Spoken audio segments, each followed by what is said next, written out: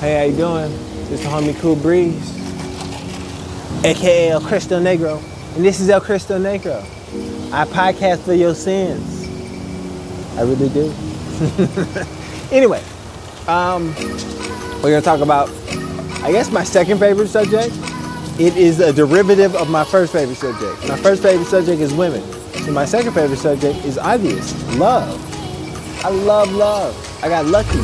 Unlike a lot of people that I know, I fell in love at an early age. I was like 19, in love, and I didn't get my heart broke. Like, that relationship lasted 9 years. So, like, that relationship ended when I was 28. Anyway, so I stayed in a relationship. I did my relationship duty. The funny thing is, my parents were in a relationship for 25 years. So, like, to some degree, my whole life, I've been conditioned to be a husband. Like, this is all I know. Like, my dad didn't have hoes, my nigga. My dad didn't cheat. So, or if he did cheat, niggas never found out. Like, my mom never found out this nigga cheated if he cheated. Like, this nigga was a savage with it. Anyway, my dad didn't cheat.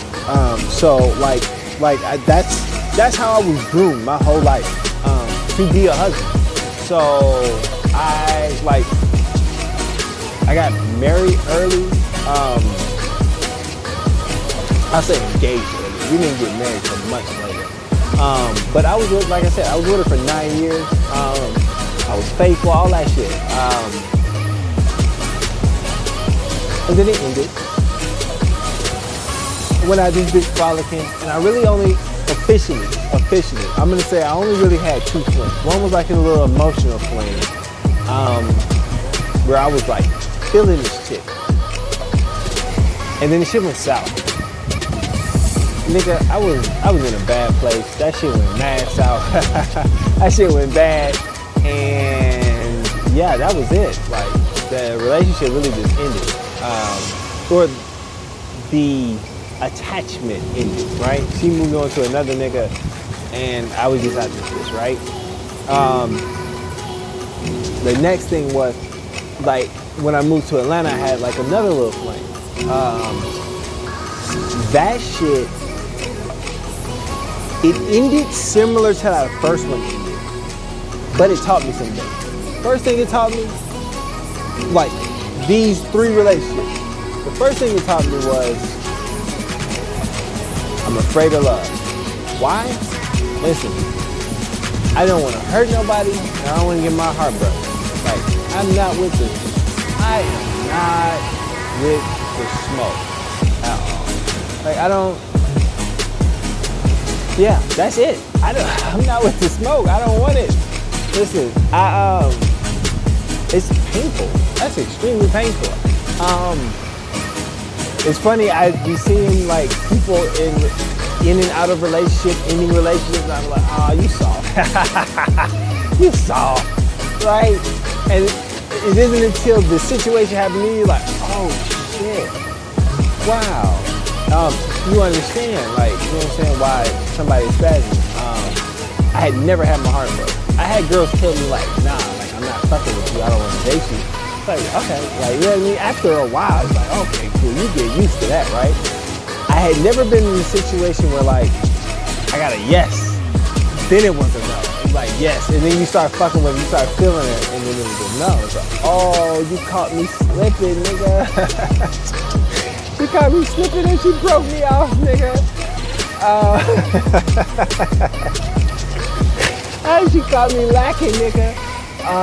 Anyway, so that situation, it kind of shook me to the core, nigga. Like, nigga, I went 28 years without getting my heart broke. Like, I found out, like, what that feeling feels like in the weirdest way ever. So it took me some time. It really did take me some time. It took me like 9 months. I ain't even gonna lie. It took me a long ass time. The whole time I was like, I didn't understand what to do. I think the thing about being afraid of love is that, first off, the person who made you afraid of love is like, they have this sort of power over you, right? Like you feel bitter. Like I understand why like women be divorced from niggas for like mad years. And he talking shit about this nigga, right?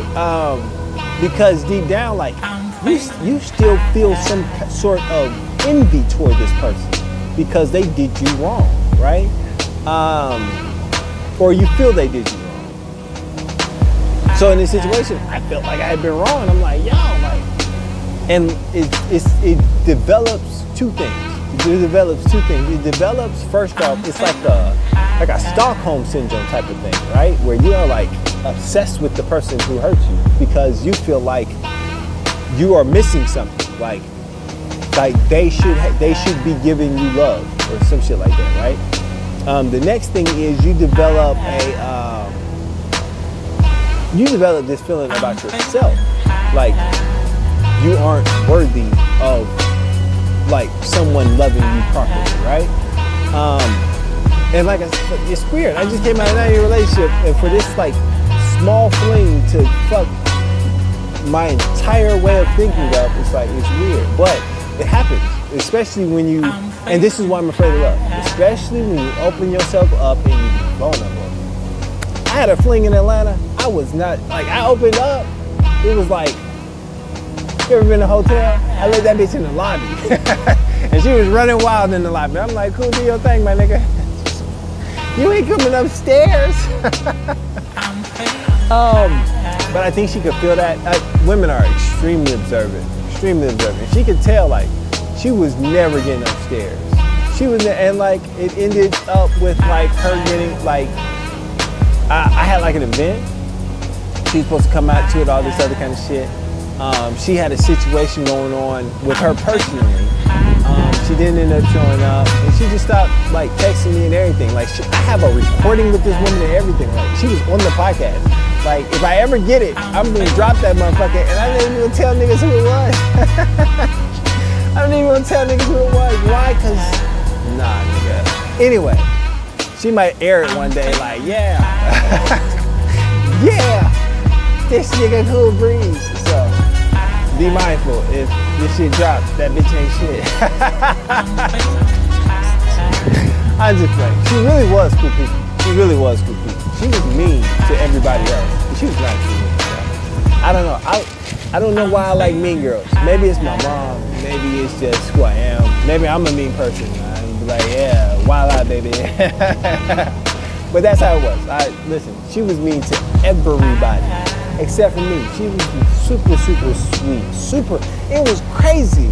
Cause she would be interacting with other niggas like spazzing. She'd get around me and just be the softest, sweetest thing in the world. I'd be like, wow.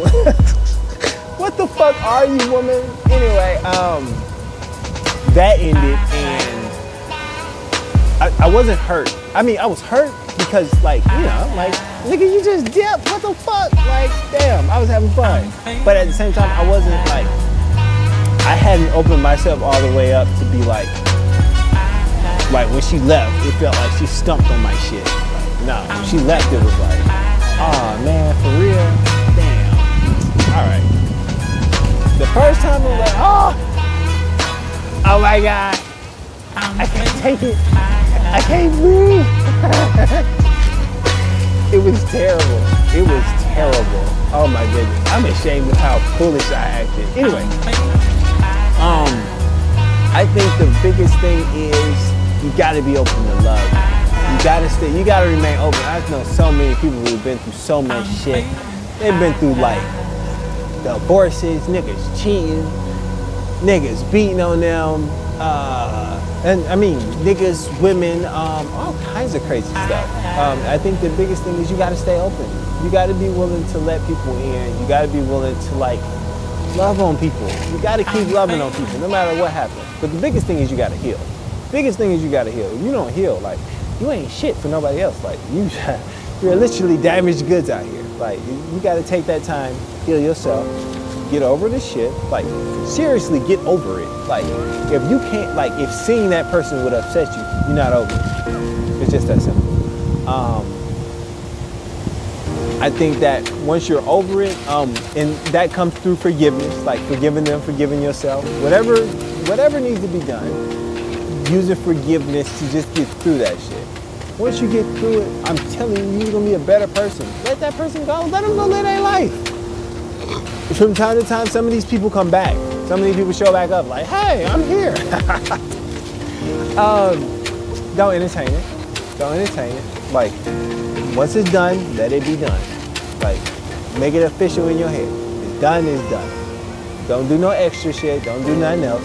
Just let that shit go and just keep living your life, because somebody else is gonna come along. And if you fucked up when the next person come along, they gonna be like another, like one of those people that could have been something extremely special. It's funny how much I learned, like how much like you will learn through experience. But that was a crazy experience. It was like the last year was probably the craziest experience with love that I've ever dealt with, because like in between the flings were also like little things going on. It was like I'd meet a chick and be like, yo, she's mad cool. But at the same time, I'm like, I'm dilly-dallying over here, like, and I'm like, I'm not really taking her serious. And then boom, I'm like, okay, let's take her serious. And it was like, by that time, she's like, no, nigga, like, what the fuck is you talking about? So I think the biggest thing is right now, just I'm trying with the least amount of effort, which is the worst way to do it. But I'm trying to be vulnerable, just enough to like get to know somebody, fuck with somebody for real, right? Like, ain't nobody wanna like deal with your fucked up hurt ass. Like, I'm sorry, don't nobody want that kind of smoke. But yeah, I'm just trying to learn to be a little bit more vulnerable, so that like at least someone can get to you. Like as long as she can get there and maybe get on like the 3rd floor, my nigga, I have faith that the right woman will get to the top floor, right? Like she'll make it up there, like because nigga, you made it to the 3rd floor, right? That means I was at least vulnerable enough for she to let you. But the only reason I'm scared about letting women onto the 3rd floor is because once you're on the 3rd floor, I gotta get security to get you out. Like that's it. No, I'm sorry.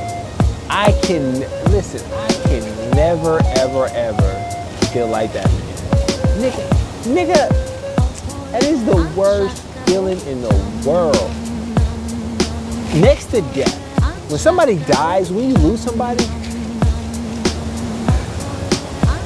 I don't think there's a level of toughness for that. Like, I don't think you just start being tough and like you can just deal with death easy. I don't think death ever gets easy. But love, I do think that shit gets easy, because I mean, now if somebody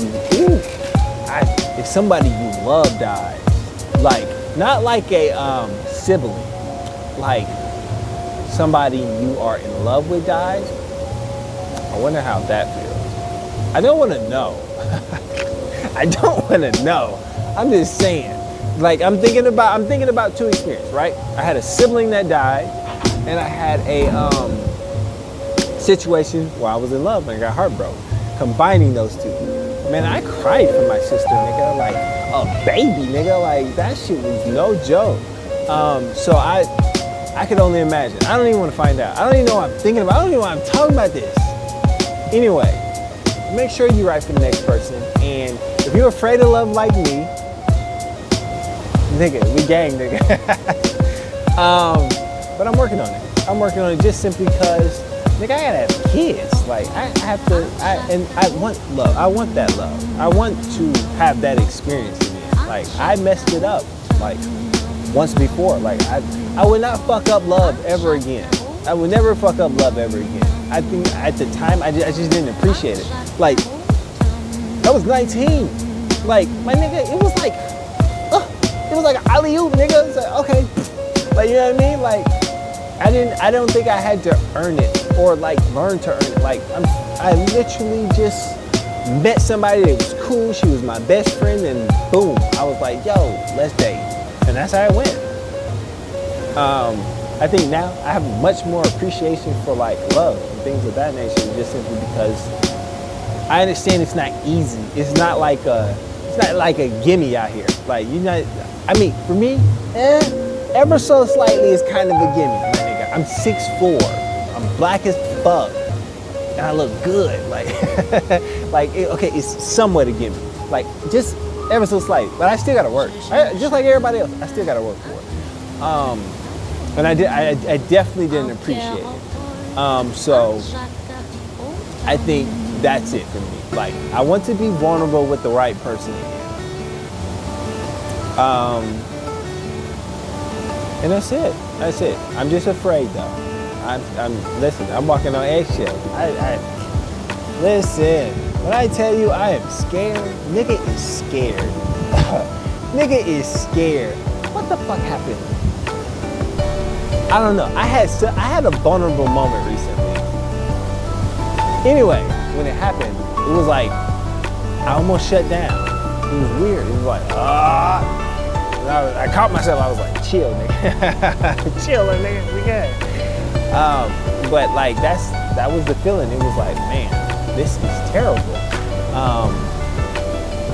But I allowed myself to be vulnerable, and I'm practicing it so that I can be vulnerable again for the right person, so that I can be more caring, more loving, things like that.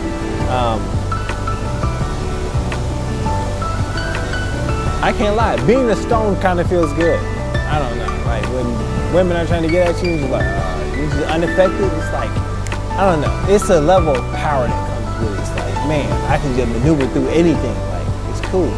But at the same time, how does the song go? If you think you're lonely now, wait until tonight breeze. This is Cristo, Negro. I podcast for your sins. Holla at me. You can find me on Instagram at Cool Breeze Media. You can find me at YouTube, Cool Breeze Media. I've been thinking about changing my Twitter to Cool Breeze Media, but right now it's King Breeze Sensitive Ass. And my Facebook is El Cristo Negro. Y'all have a good day, man. And if you are in love, go love on that person. Appreciate love, all right? Listen, I'm gonna tell you, like niggas tried to tell me. I'm gonna tell you like niggas tried to tell me before I start wilding.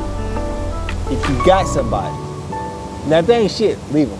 Anyway, but if you got somebody,